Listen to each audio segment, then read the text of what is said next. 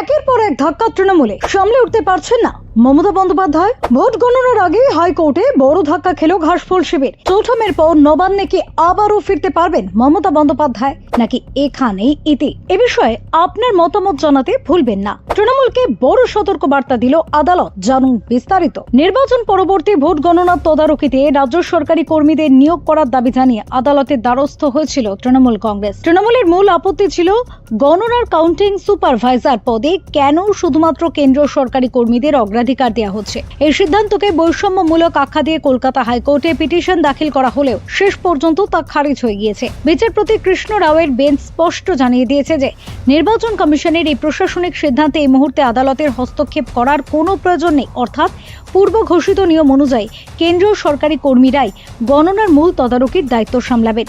আদালতের এই রায়ের ফলে নির্বাচনে চূড়ান্ত পর্যায়ে রাজ্য প্রশাসনের প্রভাব খাটানোর যে অভিযোগ বিরোধী শিবির থেকে তোলা হচ্ছিল তা এক প্রকার গুরুত্ব পেল বলে মনে করছে রাজনৈতিক বিশ্লেষকরা। আদালত আবেদন খারিজ করলেও তৃণমূলের জন্য আইনি লড়াইয়ের একটি পথ খোলা রেখেছে। রায়ে জানানো হয়েছে, গণনা চলাকালীন কোনো কেন্দ্রীয় কর্মীর বিরুদ্ধে যদি নির্দিষ্ট কোনো রাজনৈতিক দলের প্রতিপক্ষপাতিত্বের প্রমাণ পাওয়া যায় এবং তার ফলে প্রার্থীর হার নিশ্চিত হয়, তবে সেই ফলাফলকে পরবর্তীতে চ্যালেঞ্জ করা যাবে। এই নির্দেশের ফলে গণনা কেন্দ্রে রাজনৈতিক দলগুলির নজরদারি আরো কঠোর হবে এবং যে কোনো অসঙ্গতি নিয়ে আইনি লড়াইয়ের সম্ভাবনা জিয়ে থাকবে। Bureau report, talk to time.